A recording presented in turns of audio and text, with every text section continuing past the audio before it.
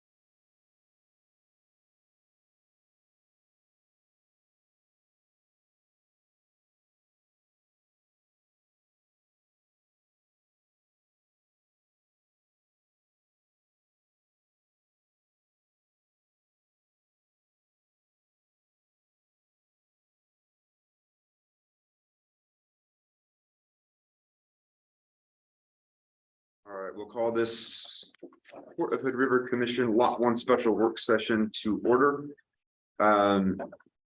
As a brief introduction to the purpose of the meeting, as we've been discussing, moving forward with infrastructure, grants, and getting Lot 1 essentially build ready.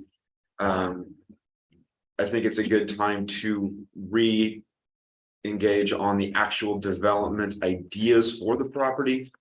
I think there have been, over the course of the last 7 to 10 years since it was originally written down, some changes to this community, workplace environments, and just kind of the needs as a whole. And so I would just like to see if, as a community and as a port, we still feel that that development as is exactly what we want to do, or if the community feels that there are some different and better options, or what mix of that there might be, before we assume anything is set in stone.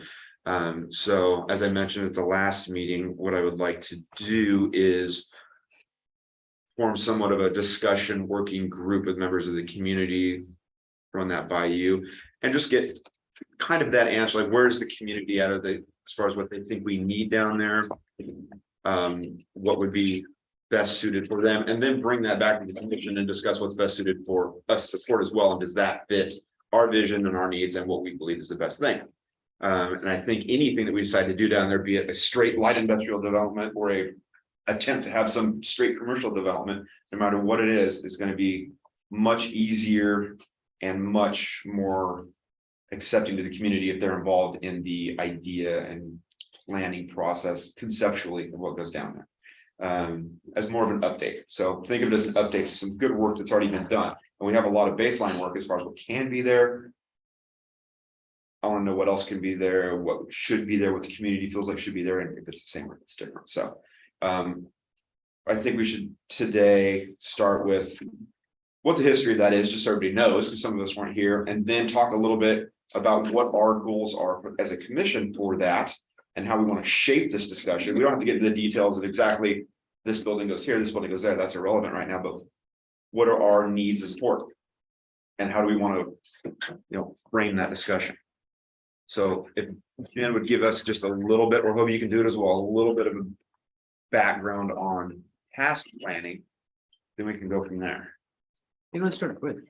Okay, so just kind of will be some pre-form. I think in your packets at the last meeting, there was a sheet that sort of listed all of the planning efforts over the past couple of decades.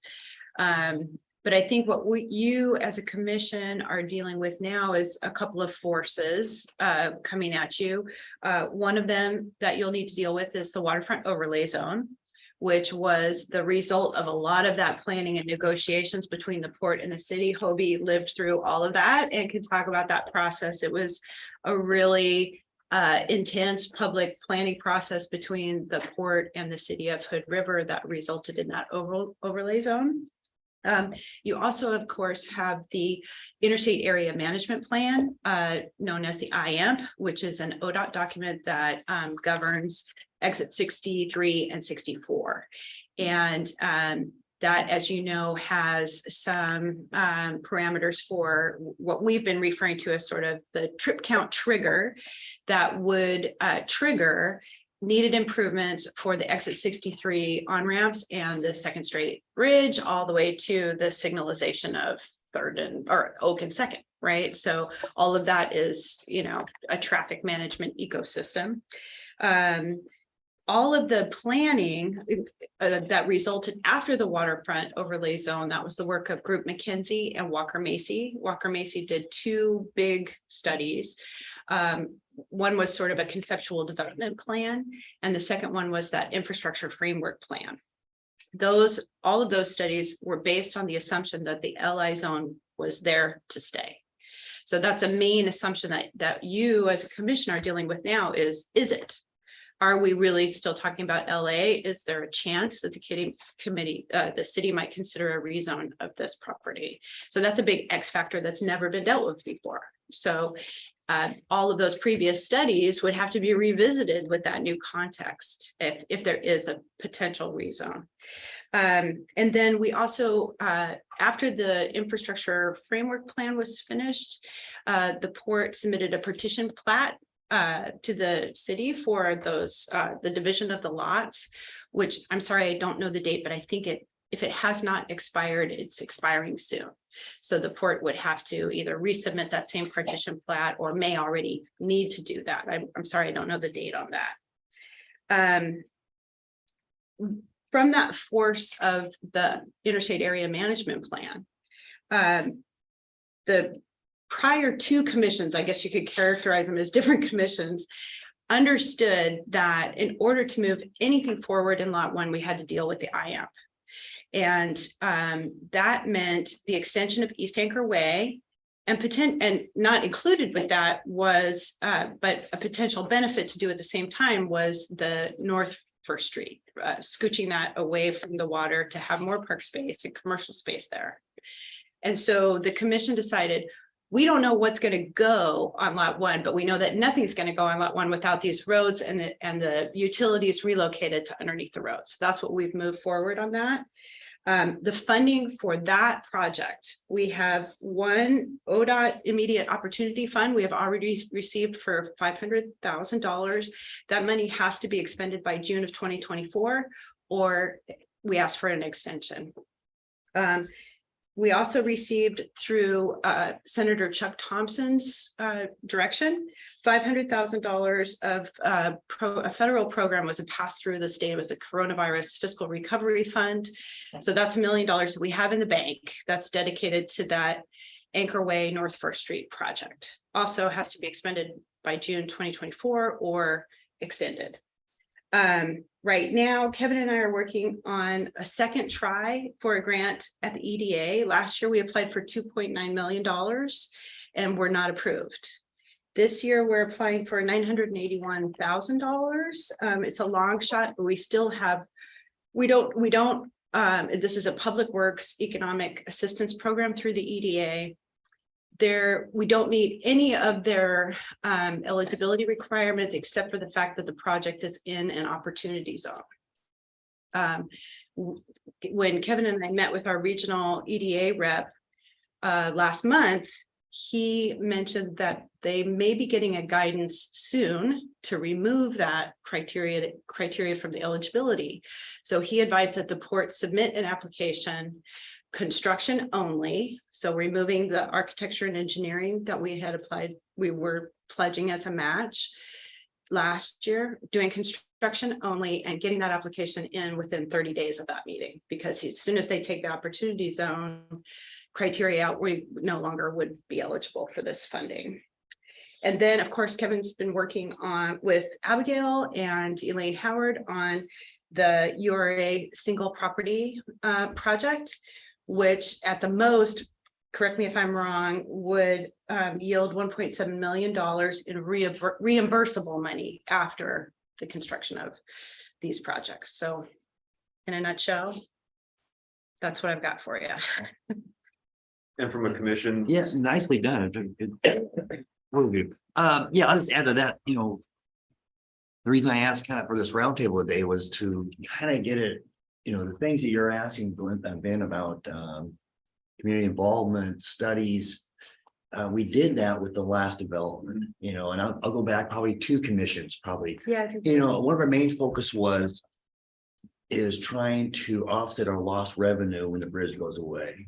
And we thought, I think I speak for the commission, last 2 commissions, that lot 1 would be our best opportunity to offset that with cash flow with the development of lot 1. With that being said, and then the commission all changed, you know, 4 new commissioners, and at some point, something changed. The Walker Mason was no longer the focus. I still had that same interpretation that we were moving forward, but 4 new commissioners came on, and that's where we're at now, is that, you know, we need to have that clarified. Are we going to go ahead and go with the old Walker Macy and that kind of, you know, modify that, or things she touched on that we took in consideration when we moved forward, you know, last 8-10 years ago, are those things still relevant? You know, I think the trip count will always be relevant.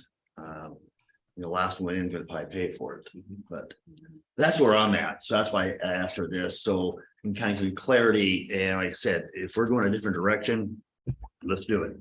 You know, I have no problem with that. Nothing's in stone. I think we need to be real diligent about the lost revenue from the bridge and how we're going to offset that. And you know, as far as community involvement, I think we did a great job. I really do.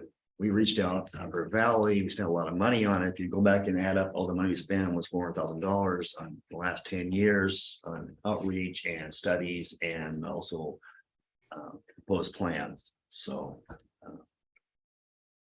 Commissioner Fox has a. Just a comment. Can you hear me okay? Yep, go ahead. Okay. I got some data from the original study. And according to Arthur, it got corrected. The original study had a bunch of errors in it. And just about every condition, the project was going to be a money loser by developing that property the way we were planning on developing it, with light industry and similar to what we've done elsewhere. And it was because of the high cost of bringing utilities in. But even if you considered we would do that with a grant or something else, it was because of cost of construction at the time, which has only gotten worse. There was a projection on almost every case where this would be a money loser. So from you guys that were around a lot longer, is that what you heard as well? Well, Mike, I think we were working with what we were given. You know, the city did the overlayment. We were not in favor of that, but you have to work with what you're given, and they're in charge of this zoning down here. And so in order for that to change, we felt at the time, and the ED didn't feel at the time, that there was enough momentum to change that or argue it. I think also, Mike, I remember a presentation to the commission from Arthur, and I think, or maybe from Jeff Pickard, where they did the math for us. And the context of that comment was, for the developer, it was a money loser. And so therefore, the port as the public agency should think about doing the utilities and the roads and not leaving that up to a developer so that we could lower that development cost for the properties that would be benefiting from the road and infrastructure work. You know, you're absolutely You right. remember And that's that? why we went ahead and went to UR Right, to address that. right. So And we wanted, yeah, and then at exactly. that point, they wanted to get more involved, UR and the city want to get more involved with our design Right, to design our property. right. And then it came to kind of loggerheads and just stopped. And we also had, I forgot to mention, we had a really enthusiastic and hopeful partner on the grant with the Columbia Area Transit that wanted to include this pull out on the East Anchor Way for the large buses, and that pull out would function as a transit hub. They applied for $450,000 to pay for all of that part of the construction from the Federal Transit Authority. I'm blanking on the exact code, but I feel like it's like 5339 money or something that goes from the federal government to the states every year, and transit authorities can apply for that funding. So they wanted to pitch in on the road costs to be able to do that little double pull out there. But they were not approved either. We did not get our EDA grant. They did not. So assuming that we go ahead with the grants and we put the infrastructure in, and I get that. Did we ever go back and pencil out what kind of rate of return would we expect to see after that land is developed? Assuming that there's no change in the zoning, No. is it still a moneymaker for us, or is it break even or a loser? I think that's the question before you now. Exactly. I think you're absolutely right. Yeah. If for us now, we got to figure out if in fact that will it pencil at this point. And I also think too, we have to take into consideration when you guys started down your path. That waterfront overlay zone was set in stone. And you guys worked within the parameters of the zoning. And I think that from what I understand, and we've been talking to people in the community and people at the city, that political climate has changed. And I think that there is now more of an opportunity to possibly start from there and say, what could we, does that land really have to stay light industrial? And that's what I'm trying to do here is get like some assumptions, just things that are important to us. I'm right here that revenue costs versus, is going to be an important part of any discussion that we have after anything. So what does that look like? Development costs, what does it look like with different zoning options? Finding out, is the city open to having that discussion? Or is that needed? Well, I would suggest if you're trying to get the city to be a little more broad-minded with zoning, the way to do that is to get the community around that to kind of force the city into, yeah, we need to reconsider. If you What's just go- the environment with UR? Because when we tried last time, I agree with the environment was, I think the city felt like they were giving something up and the port was getting all the reward for it. Whereas UR dollars being spent for infrastructure, and there was a disconnect there. I think, do they still have that impression, or what's the dynamics up there? I mean, from the last few meetings that I've attended, and Kevin has been to some of them, so he can speak as well, they seem to be more open to possibility, assuming that we're gonna try and put a lot of community-driven spaces in there. I think that when it was a complete, the port is gonna get revenue on rents and this all benefits just the port. And it benefits a few tenants. Yes, it does create jobs and it does, but it's moneymaker for the port. I think that's when they were kind of more closed off to it. But It's funny you say it because the city directly benefits from that.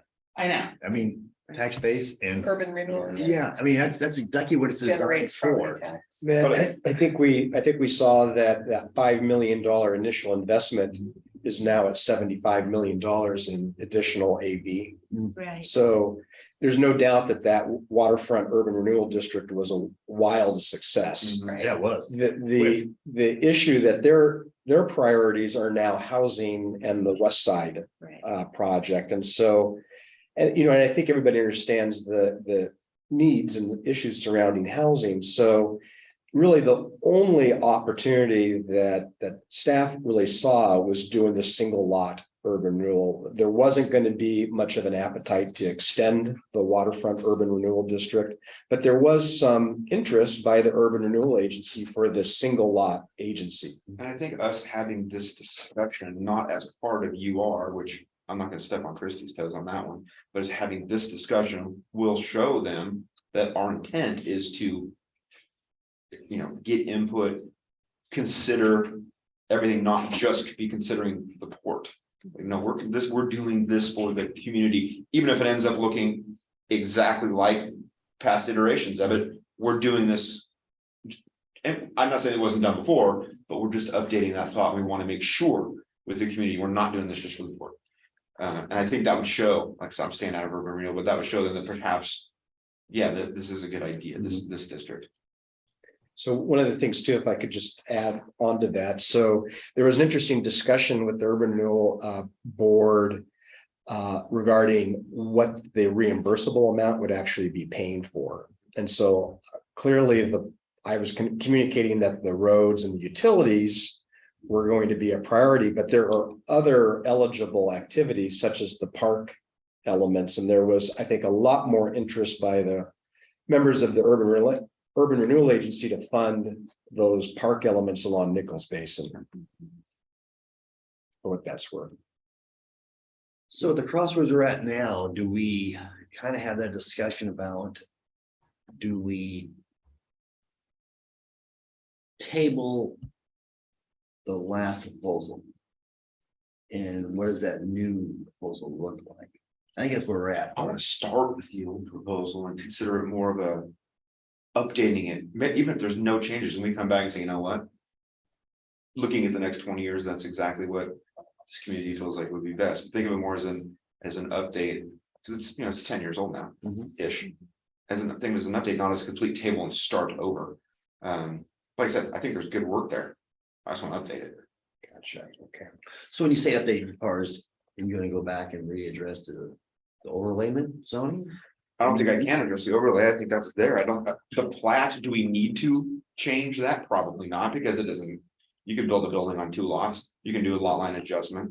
I'd like, we need to see the dates and where that is, but it's essentially 6 lots in there. And since we're probably not going to be changing our directive not to be selling them, I don't know, but these are things we gotta find out. So say the 4 new commissioners, what do you envision for lot 1? Let's start there. I guess. I mean, idea was, do you have, because we worked our way through this process, what we can do based on the zoning and at that point, what was, I guess, society's needs for development, trends, where developers want to spend their capital. Was it in Hood River? Was it in the metropolitan area? So that seems to kind of change. So what do you guys foresee down there? What do you envision? I don't know that personally, I don't know currently if you put in, say you put in 6 office buildings where you could put 300 employees. I don't know if we could do that from a trip count standpoint. I don't know where these people would live. I don't know where they're gonna live for the next numerous years. And I don't see more and more people going to the office every day to work than I did 10 years ago. I see less and less. So I don't know if, even from a revenue standpoint, how are you gonna fill them up? And are you ever gonna have appetite for that? I mean, you look at the downtown Portland office space vacancies, astronomical. Exactly. And they cut back. So what I like to see, what do I think the community needs, if in fact we're going to build these thousands of new homes and have all of these new people, we need public space, meeting space, gathering space, room to do something.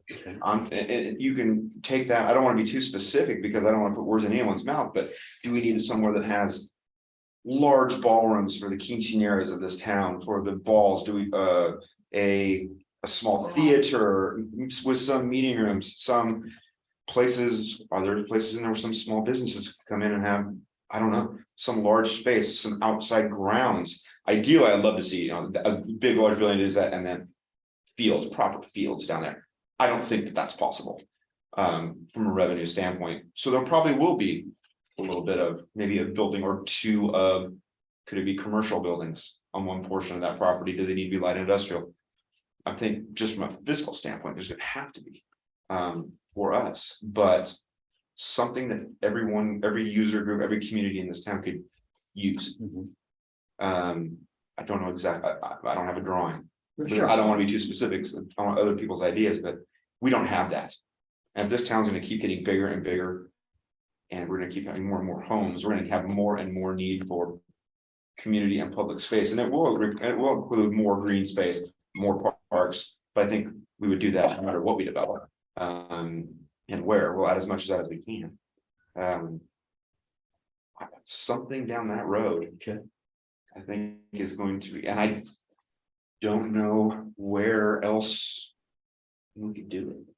That seems like the perfect place. Drawing people into the downtown core, up with job creation, we're drawing people into that downtown core. That's gonna support businesses, hotels. It's gonna support all this. You know, you and I spoke earlier, you know, you have some vision, what you like as far as what you maybe. Well, I mean, I'm similar to Ben in that, and you know, you look at like you look at our weather, and it's not ideal a lot of the year. And so we have some outdoor spaces and we have some outdoor, you know, amphitheaters and whatnot. I think our largest indoor facility is probably the Gorge Room, and it's 250 people. So if someone has a gathering of more than 250 people, they can't come here. So we're missing out on a lot of smaller conventions, we're missing out on a lot of, you know, larger parties, because there's just no venue that can hold them. I did speak with the Performing Arts Initiative. They did a presentation for us last year on doing at the time, they were doing a presentation talking about their performing arts facility that they were hoping to do on West Cliff. And so that deal has since sunsetted, to my understanding. And so I did talk to them a little bit, and I'm like Ben, I don't want to say exactly what goes down there, but I know that they have done a lot of research on what is successful across the country in communities of this size. And they have a lot of data to bring to the table. And I'd like to look at that. And basically what they came out with is that having a single-use performing arts center doesn't necessarily work in a community of this size.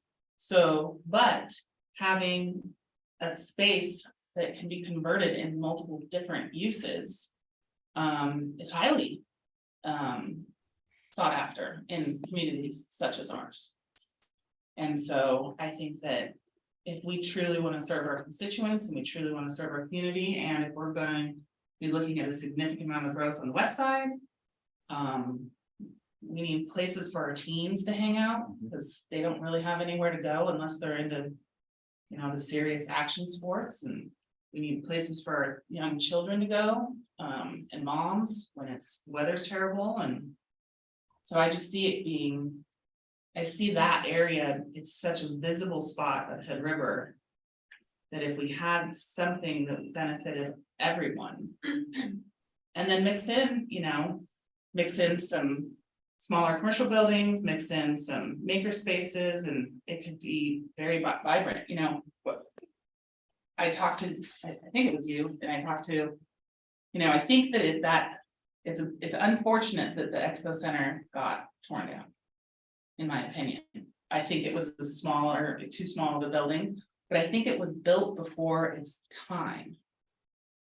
You might not agree with that if you were here, because it was a bastard. It was added on, and it was this. Yeah, it was, yeah. Yeah, But I the think concept, that- you're right. But I think that if that building existed today and was managed properly, it would be highly utilized, because the waterfront is completely changed.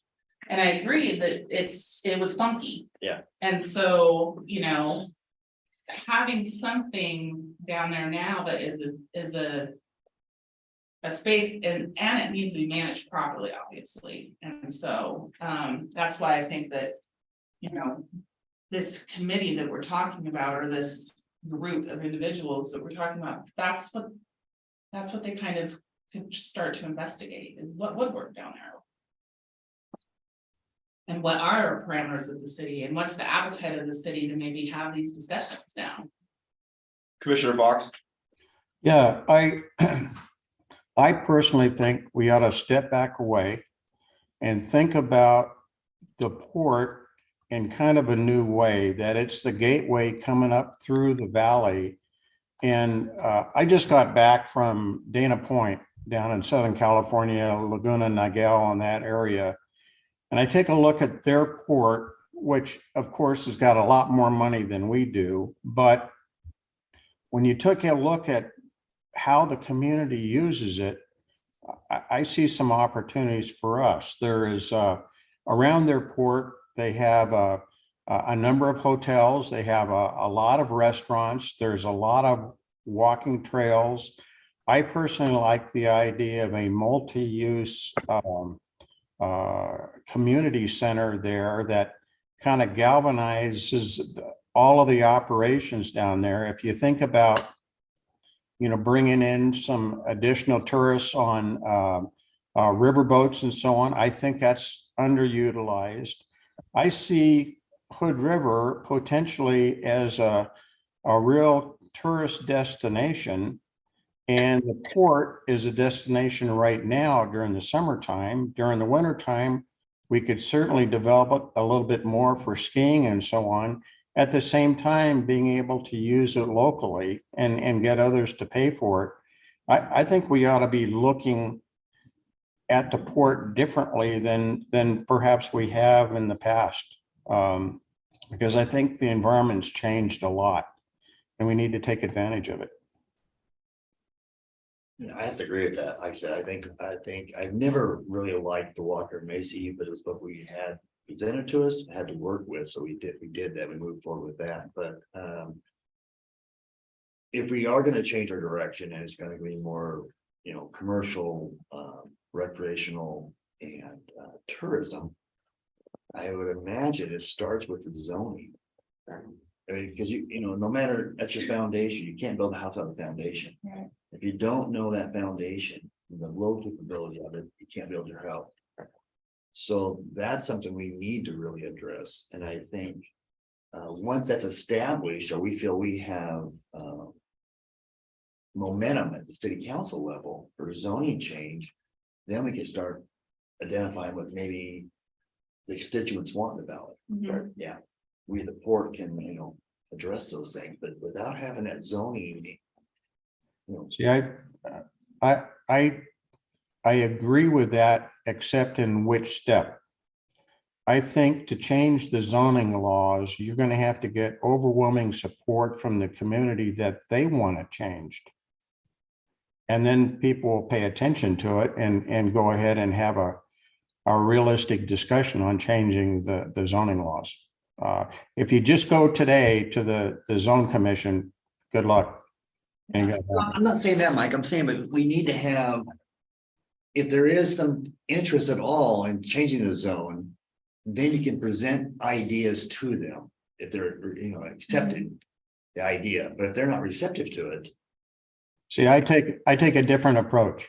okay, I'd rather go in guns fully loaded of here's the community involvement, they want it changed.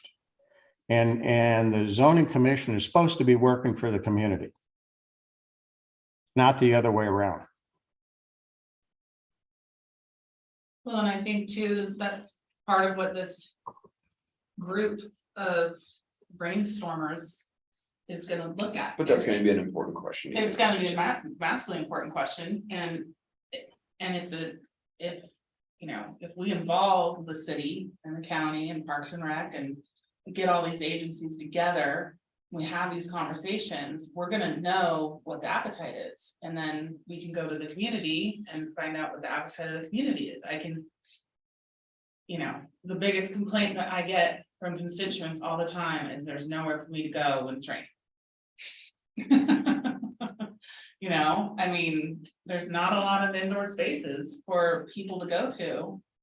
And do things. And, you know. I know that the school district talks about their public spaces and now they're, you know, their buildings are public facilities, but. They, in the end, get a say if they're open or not, and a lot of times they don't open them. So, you know. You know, the equity lens is a really popular lens right now, and right now, there's a lot of kids in this community that don't have a whole lot to do. When the weather's bad.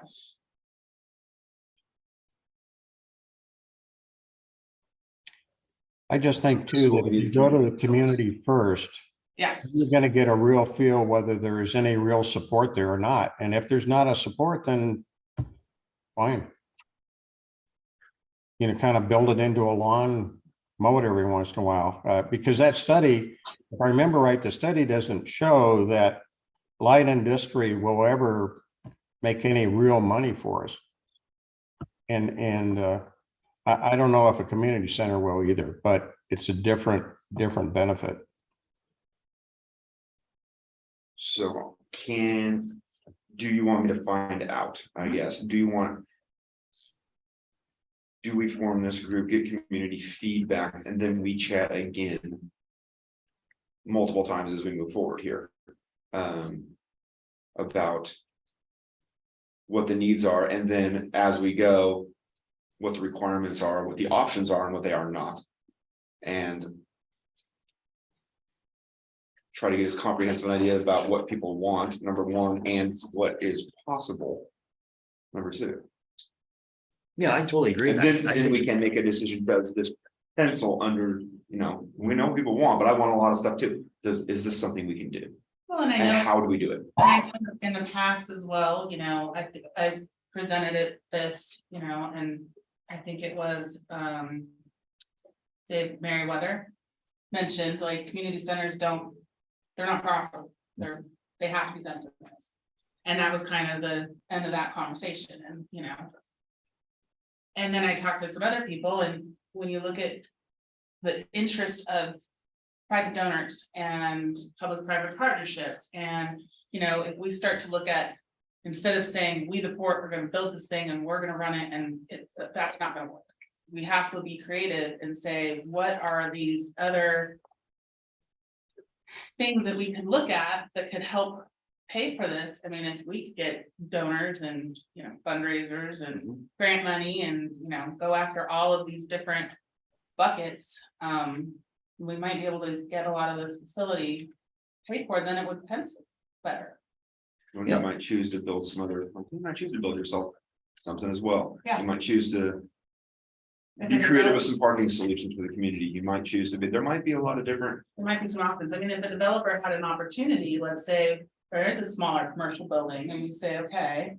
You developer can do this smaller commercial building.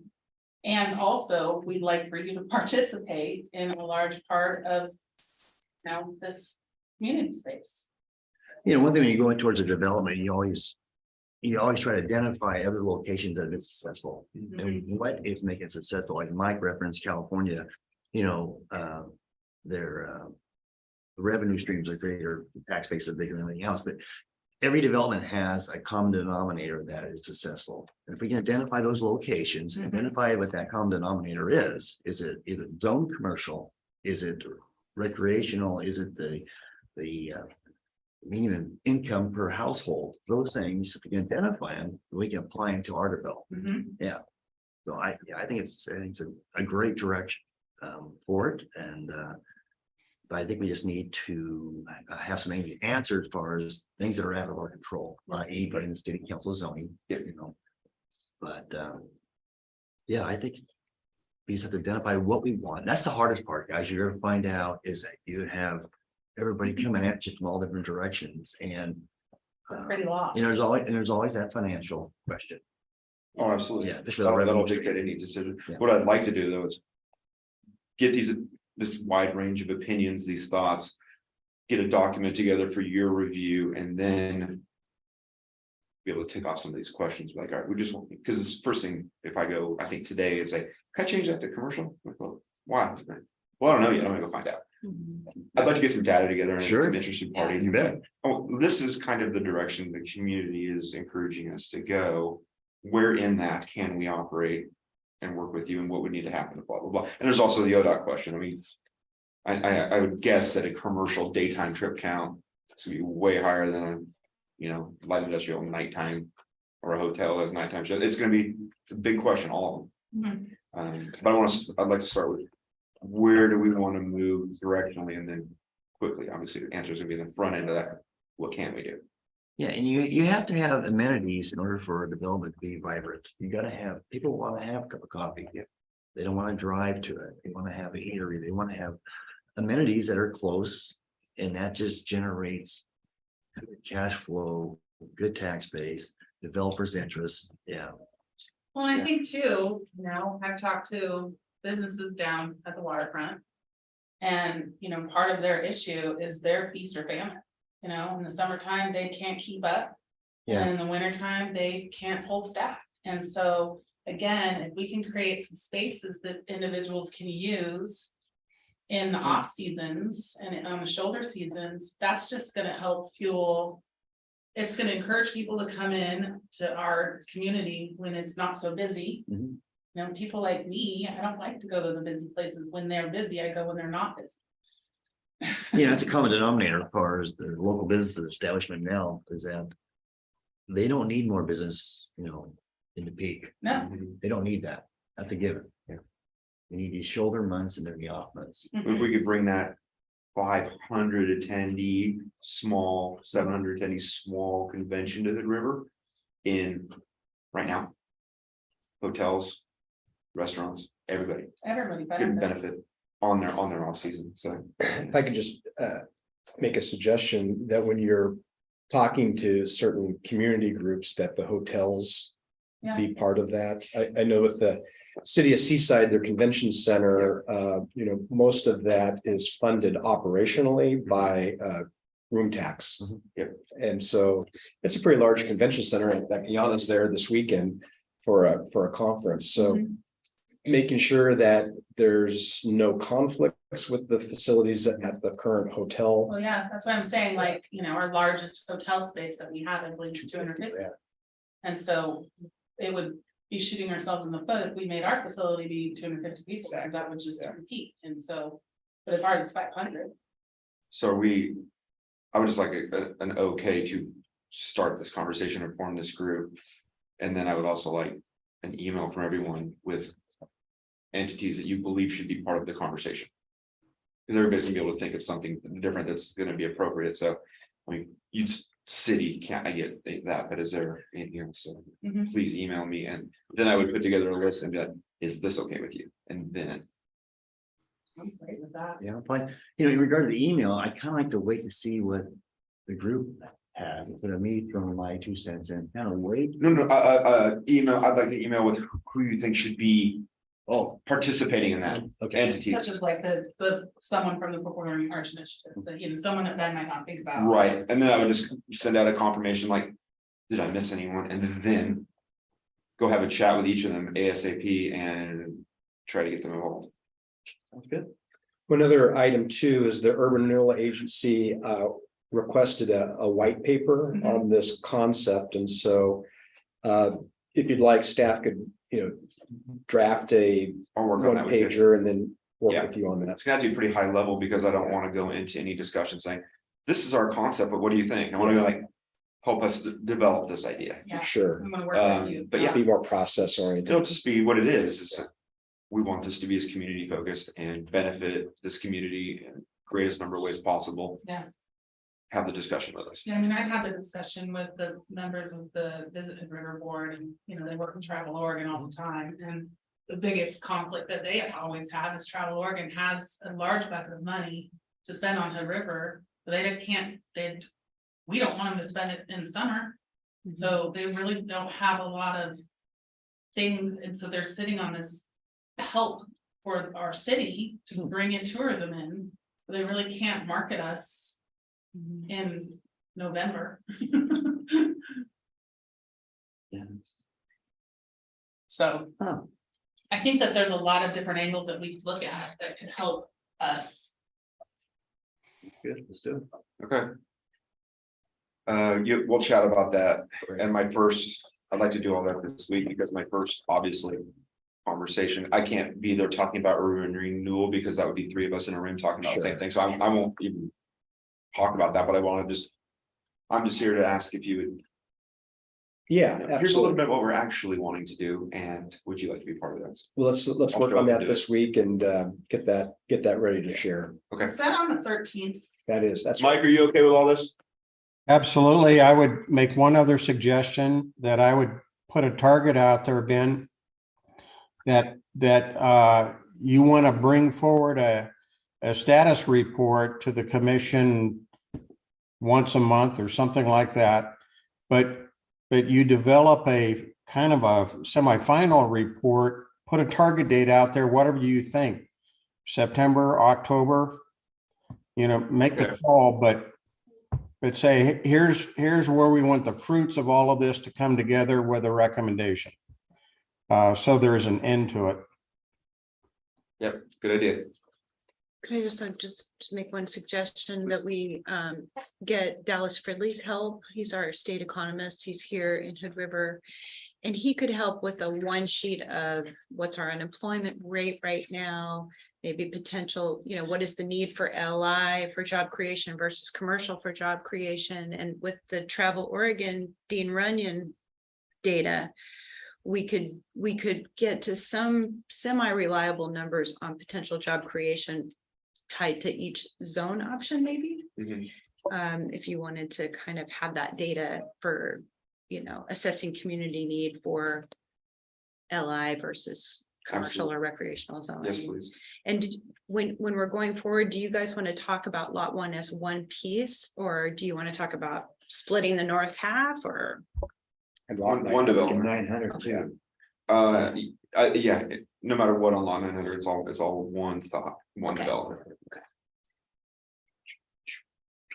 I know this is mainly for us, but would it be all right to ask staff if they have any input or just any ideas we may have missed, like Genevieve just mentioned that? I was just thinking of Dallas, he's such a resource. Anybody in the staff here that would like to have a little bit of 1 minute input? What do you guys think about that? Do you think the direction is appropriate? Because you gotta get behind it too, even though we're, you gotta be believers. Kevin, do you have any? comment? Well, I think that I appreciate where the commission's going on this. I think part of it is the question about not just construction costs, but also operational costs will continue to come up. And so that's organically going to come out of these discussions. And so, I'm really interested to kind of see what the groups that you're meeting with come up with in that regard. Who's gonna spearhead this on staff? Who am I talking to? I think it's probably going to be Greg and myself. I think Greg will probably be the lead, but then I'll provide support for him. Absolutely. Oh, by the way. Yeah. You've just been bumped, yeah. Oh, We talked about it. Yeah, he was trying to hide. Yeah, Greg, where are you? Yeah, Right? Greg, you have any thoughts? No, I mean, we've all kind of talked about this offhand, and so I concur with the direction you're going. I would echo what Mike was saying about getting the community buy-in, but I also feel like the necessity to get the key players, key stakeholders in to develop what that. If you throw it out to the community first, you're going to get everything under the sun, and we're going to be sorting through minutiae. So if we have a vision, if we have a goal, even though it might not be finally defined, having that as a target and seeing what type of receptivity gravitates towards that is probably going to be the best use of our time. And if that falls apart, then I guess we go back to a community survey to see what the extent of the community really wants. But I mean, we're going to end up with a farmer's market if we send it out to everybody. Right. So No, it's gonna be pretty, I'm not picturing more than, there might be 10, maybe 15 groups that we're talking to here, but I would like to do this with the idea. I'd like, if I could get an email from each commissioner with who they think would be appropriate, then I would like to get from staff those dates where they meet. So like, what is the next city council meeting? What is the next whatever? And then we can go, you and I, to each of them and offer this and present this and ask for their participation. And then we can very quickly have the goal of having a first in-person meeting perhaps here with everyone to discuss this. And like, obviously we'd like, it's gonna take a couple of weeks to set that up, but I think we can do that fairly quickly. And if I may, I think doing that establishes our intention to be partners with whomever Yes. wants to be partners, instead of developing an idea and then putting it in front of them saying, this is what we want to do. We get a buy-in initially, and then the financial component says, how much skin do you want to have in the game? Mhm. If you're a Yes. partner with this is our humble request to be part of it, because we can't necessarily do it alone. Let's all do it together as a community, and it serves everybody in the whole. Well said, exactly. Okay, Okay, we'll follow back. send me an up. email, please. We have an 11 o'clock executive session. Do you want me to go ahead and text Ken and Kristen to come a little earlier? Let's do that. We're done with this one. All right, so let's just Take a 5-minute break. adjourn, recess regular session for now. And I'll just enter executive session and we're gonna take a break. We'll enter executive session under ORS 192-6602E to conduct deliberations with persons designated to negotiate real property transactions, and OR 192-6602H to consult with legal counsel regarding current litigation or litigation likely to be filed. And then we can just take a few minute break here until everybody's ready to go.